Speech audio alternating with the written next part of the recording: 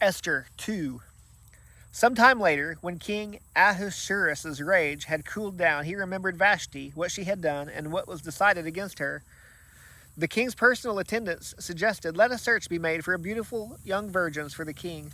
Let the king appoint commissioners in each province of his kingdom, so that they may gather all the beautiful young virgins to the harem at the fortress of Susa. Put them under the supervision of Hegai, the king's eunuch, keeper of the women, and give them the required beauty treatments. Then the young woman who pleases the king will become queen instead of Vashti." This suggestion pleased the king, and he did accordingly. In the fortress of Susa, there was a Jewish man named Mordecai, son of Jair, son of Shimei, son of Kish, a Benjaminite. He had been taken into exile from Jerusalem with the other captives when King Nebuchadnezzar of Babylon took King Jeconiah of Judah into exile. Mordecai was the legal guardian of his cousin Hadassah, that is, Esther, because she had no father or mother.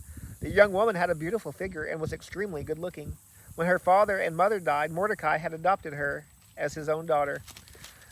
When the king's command and edict became public knowledge, and when many young women were gathered at the fortress of Susa under Heggai's supervision, Esther was taken to the palace into the supervision of Heggai, keeper of the women.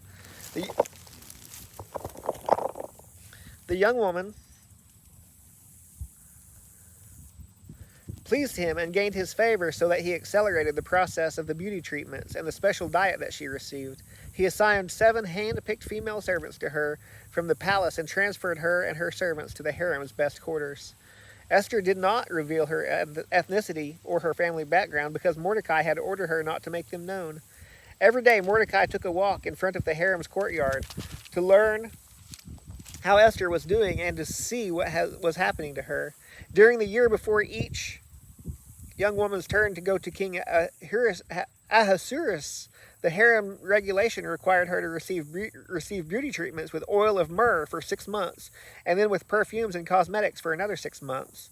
When the young woman would go to the king, she was given whatever she requested to take with her from the harem to the palace. She would go in the evening, and in the morning she would return to a second harem under the supervision of the king's eunuch Shashgaz, keeper of the concubines. She never went to the king again unless he desired her and summoned her by name.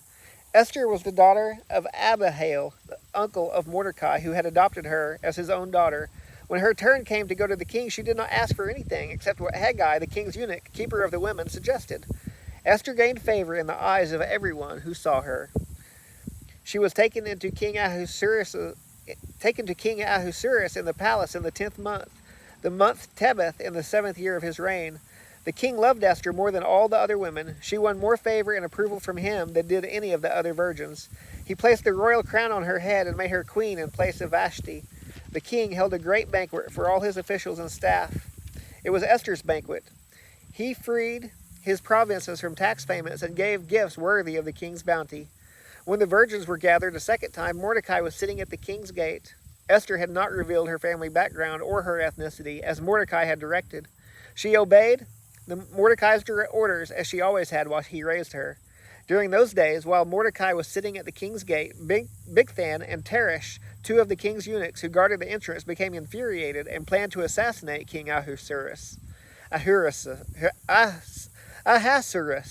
When Mordecai learned of the plot, he reported it to Queen Esther, and she told the king on Mordecai's behalf. When the report was investigated and verified, both men were hanged on the gallows. This event was recorded in the historical record in the king's presence.